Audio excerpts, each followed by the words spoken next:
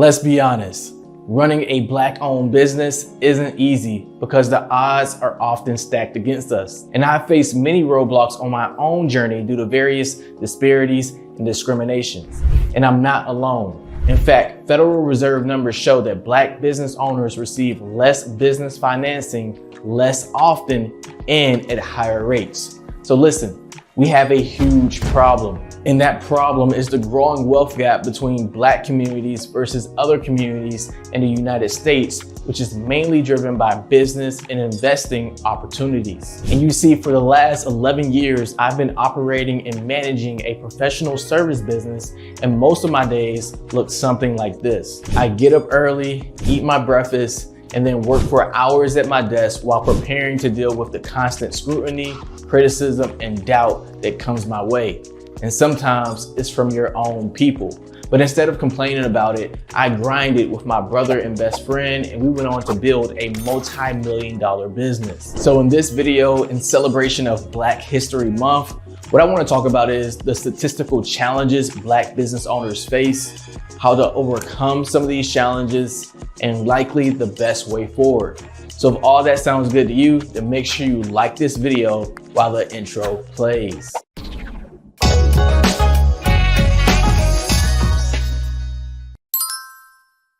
Hey there, and welcome to our channel. I'm Sean with Life Accounting, the accounting company that helps you save on taxes and build more wealth. All right, let's go ahead and set the scene by looking at some high-level wealth statistics from a Federal Reserve survey. So let's take a look at this chart. As you can see, when it comes to net worth, white families have a disproportionately higher level of wealth than Black families do. In fact, another report found that Black families are twice likely to have a zero or negative net worth, meaning that their debt is higher than the value of their assets. And the truth is, that may be because we have significantly less equities and stock investments than other races, as well as less home ownership rates, although we don't lag too far in this area.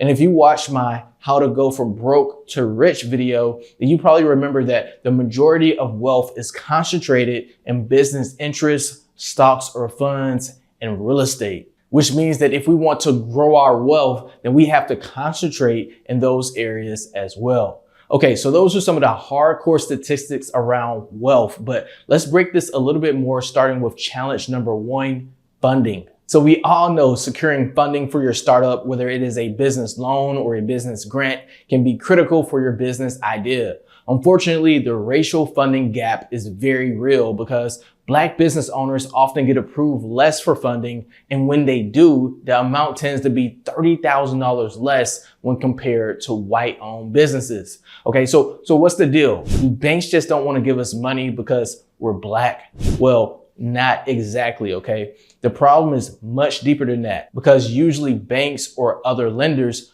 only care about one thing, and that is your ability to repay. And what are the two biggest factors in determining your ability to repay? Well, number one is assets or the collateral that you can put up. And as we showed earlier, Black families tend to have less assets than other communities. And number two, likely more importantly, it comes down to your credit score. You see, your credit score factors in stuff like timeliness of your payment history, the number of accounts you have open, the length of your credit history, and the amount you currently owe. And it helps lenders determine if they can trust you with their money. So stuff like age, race, salary, employment, and where you live are not factored in. But then that begs the question, okay, why are our credit scores lower? Well, over half of Black Americans are living paycheck to paycheck. And if an unfortunate situation comes up and you have to miss work, well, of course, that can put anyone behind on their bills, which leads to missed payments and, of course, a lower credit score.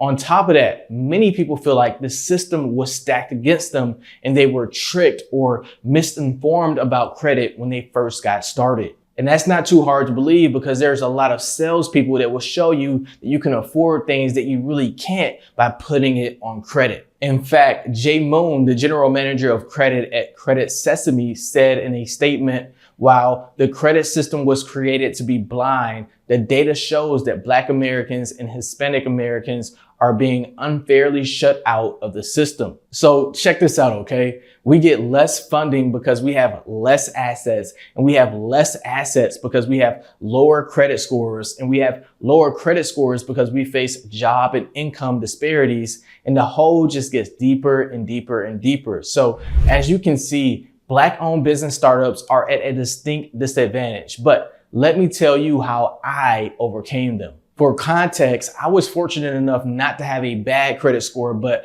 I started my business when I was 20 years old, so I basically had no credit at all. In fact, I tried to get my first rental property at 19 years old, but the bank denied me. So knowing that, I went into a business model where all I needed was hustle and hard work to be successful, which was performing professional services as a digital marketing agency. And listen, professional service companies are great because they have very low startup costs. In fact, I was able to start the marketing agency with a $250 deposit, and that was just enough to get the business bank account open. And we did everything else from building the website to creating the process to testing out our own organic and advertisements. I mean, we did everything. And to get our first few clients, we did a ton of networking and even door-to-door sales. So if you're in a situation where you have no credit, then consider finding a business model that you can control with simply hard work.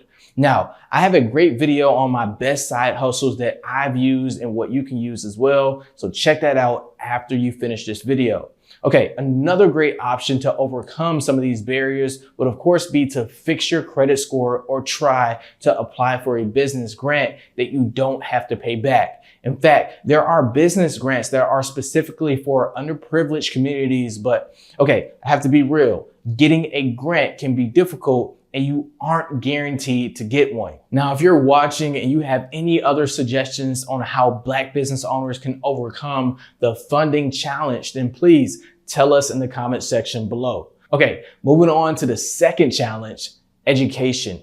Now, because of the wealth gap and the income gap in our community, people aren't able to afford high quality education. Because most of our parents couldn't afford to put us into a private school or move us into an area with a really good public school. In fact, many public schools that Black people attend are often in areas where there is less funding available for quality supplies and teachers because those areas typically pay less local and state taxes. And getting into universities like Princeton, Harvard, Stanford are usually reserved for the lucky and gifted Black athletes. And because of these education disparities, new Black business owners really struggle knowing how to start a business, how to raise capital, how to build a team and employ people, how to do marketing and sales, and how to pay taxes. Which, by the way, if you need help with tax planning, then you can work with our team to get a custom tax plan. I'll put a link in the description below where you can learn a little bit more. Now, according to the SBA, 99.9% of minority-owned businesses with employees are considered to be small businesses. 99.9%. And perhaps that's because of the education gap. So once again, a huge barrier to face, but let me tell you what I did to overcome it. Now, thankfully, when I started my first business, the internet was on the rise, okay? Platforms like Google and YouTube were really hitting a stride when it came to serving content. And so I became a search engine fanatic. Anything I was curious about or felt like I needed to learn, I would search it and learn everything I could about it, which helped me learn more than I ever did in high school and my 4 years of attending university. But here's the truth and something I learned a little bit later. So while some brands actually deliver quality content, there are millions of brands who are creating content with the sole intent to sell you something. So I've learned that you have to be very careful about what you read, what you watch, what you listen to, and understand who you are reading it from. For example, I am an investor in multifamily apartments and decided to do some research on how they perform during a recession. And upon Googling it, I found an article from a multifamily investment firm. And of course, they have a bias because they need to raise money from investors. And while the article was backed by some really great findings and research, they still said that the multifamily apartment asset class was safe and you had nothing to worry about, so you should invest your money. Okay, so Google and YouTube helped me to acquire knowledge, but running real experiments with the knowledge I acquired is what gave me the skills and experience. You see, as a social media marketing agency, we started to run our own campaigns. So we built our own social media presence. We wrote our own blogs. We ran our own ads. So when we were ready to start pitching to potential clients, we were able to say, hey, these are some of the amazing results that we received from our campaigns, so you can trust that we know what we're doing. So just don't read or watch videos. Think about what action steps you can take right now to start putting what you're learning into practice so that you can build your own portfolio for your business one day or even get a better job. All right, let's move on to challenge number 3, scrutiny. Man, as a young Black business owner, I can't tell you how many times that I noticed a tone of skepticism when I would get questions like, so, how long did you say you were in business? About 5 years now. Okay, and do you have any examples of your work? Of course, we have over 50 plus case studies. Really? Okay, how old did you say you were again? Well, I'm not sure how that's relevant, but I'm 25 years old. Okay, well, do you have any testimonials? Of course, we have over 100 reviews and a 4.5 star rating on Google that you can read all about. Okay, well, can I talk to one of these clients? Well, actually, I don't want to overwhelm my clients with prospective phone calls. I hope you can understand that. Okay, well, actually, I'm just going to go in another direction. Thanks for your time.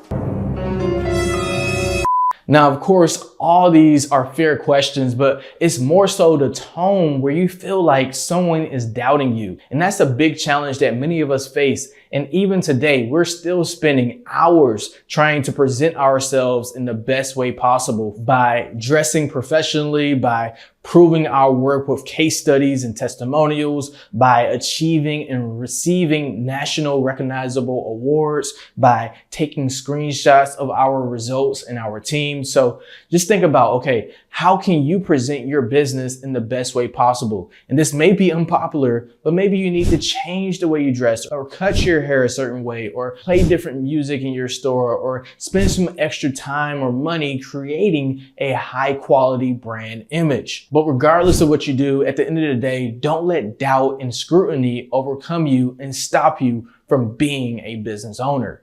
All right, challenge number 4, support.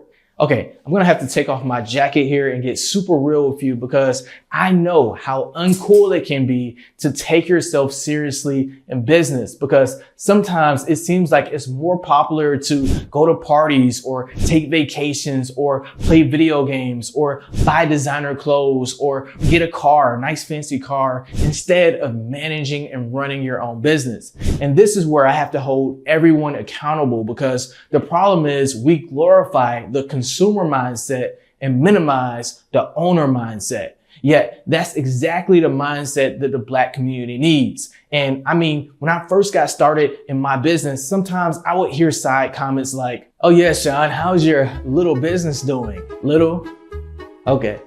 And comments like that can be overwhelming and demotivate you, especially when you already have a lot of barriers and challenges to go through, which we've already talked about. But here's the truth. And if you're an experienced business owner, then you already know this.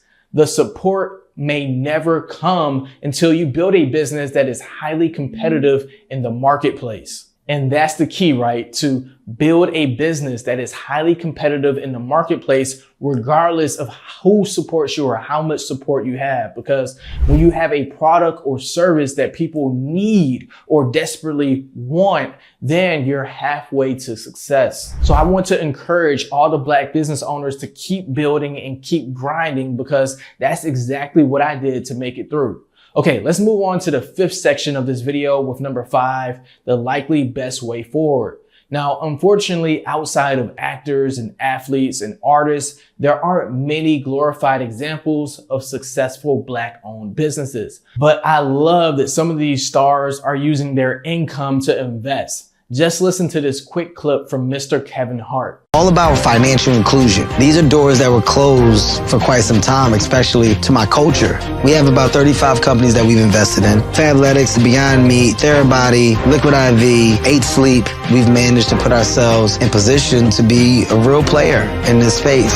I just love that he has so many businesses and he is trying to spread his wealth. And things are headed in the right direction for the community as a whole because Black business ownership levels are up 38% in the US from pre-pandemonium levels. As the Buy Black movement is growing and job losses force people to take generating their own income into their own hands. Plus, thanks to social media, more and more Black creators like myself are joining the conversation and teaching everyone what they know about building wealth through business, real estate, stocks, media, code, and so on. And I just think that's great because more and more emphasis is being put on acquiring assets and building wealth. So listen, when you see a Black business owner, try to support them, encourage them, and not just when it's Black History Month, but every single month. All right, well, I know that's a little different from our usual videos, but I hope you enjoyed it. Coming up next, I have 2 more videos that you may enjoy as well, and I'll see you over there.